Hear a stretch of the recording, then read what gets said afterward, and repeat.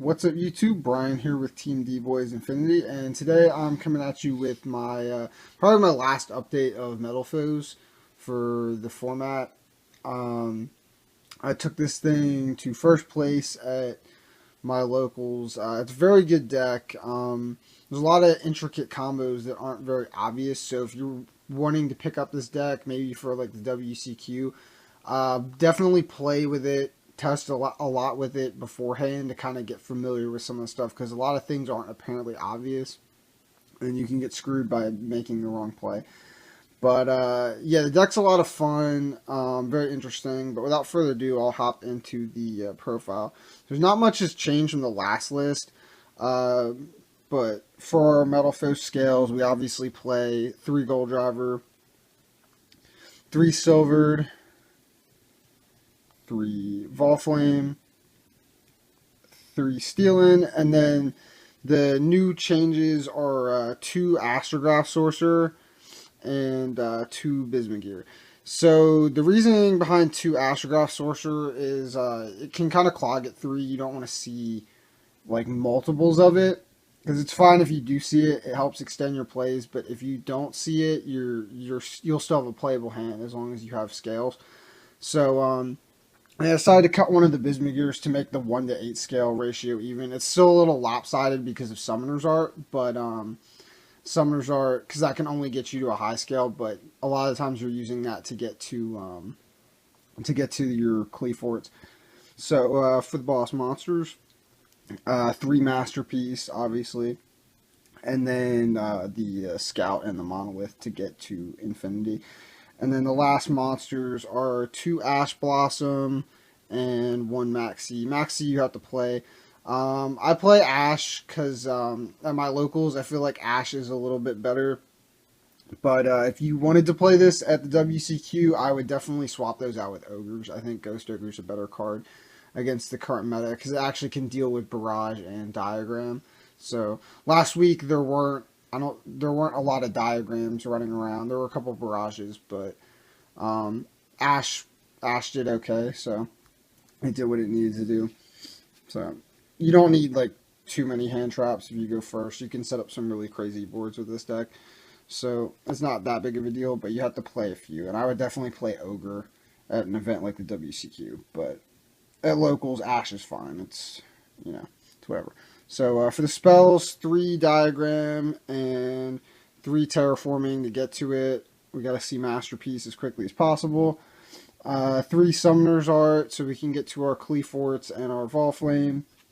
And then the 1-ofs, 1 Metalfoes Fusion, and 1 full Metalfoes Fusion, obviously. And then 1 Painful Decision. I still like Painful Decision, being able to tutor out either scale. And then 1 Heritage is the last spell. You don't really need the trap at all. So that's it for the spells. And then for the traps, just 3 Metalfoes combinations. You could play Desires in this deck if you wanted to. Personally, I don't, because a lot of the more intricate combos require you to have all 3 combinations, a way to get to them all. And so sometimes if you Desires, you can lose one of them. And it's not the biggest deal, so if you want to play Desires, you can do it. But personally, I don't feel like I needed it. Sometimes you have unplayable hands and you wish you had Desires, but it's not often. The deck's fairly consistent. So that's it for the main deck. For the extra deck, I have a new illegal token to go with D-Boyz, and that's Bubble Man. So for the fusions, you play 2 Metalfoes Orc.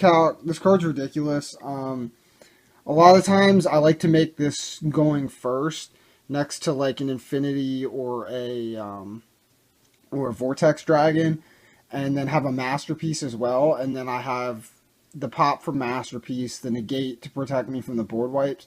And then this, if you fuse it off for the Alcahest, gives you a pop and then the Alcahest steal effect. So it can be like 2 traps. It's kind of nice.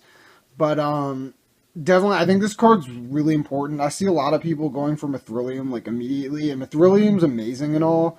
But the thing is, like, a lot of the times, like, you can get people, especially like I got a Dryden in defense mode. I was able to force it out, and he didn't have the whip tail, and it honestly didn't matter because it was enough damage. I was able to throw this into the Dryden and attack for game. So a lot of times you can just make this thing and attack with it and push for game. And a lot of people sometimes just keep trying to combo off.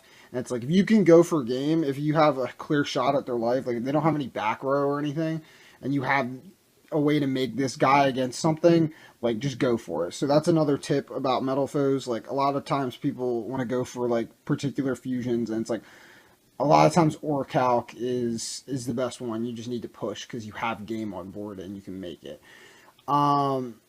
That's why I play 2. I think he's really important, especially if Lithosogym tries to hit him. That's key. But he's also very good going first as well in the situations I mentioned. So I definitely think it's worth playing 2 of him. And then obviously 3 Mithrilium. She's the best because you can make her with pretty much any cards in the deck. Astrograph and the Cleaforts can all be fused to make her, so she's the most versatile, and her effect can bounce your own cards or your opponent's. So last 2 fusions are Alcahest and Vortex Dragon. And then for the Xyz, we have the Absolute to make the Vortex Dragon, Infinity and Nova. And then for the rank 4s, I play Utopia and Utopia the Lightning, Dweller, and Castel, and the last Xyz is a rank 3, and it's Breaksword. So that's it for the deck profile. Let me know what you guys think about it down below in the comments. If you enjoyed the video, leave it a like. If you have any suggestions, leave them down in the comments below. And if you're not subscribed, subscribe to the channel. Thank you guys for watching.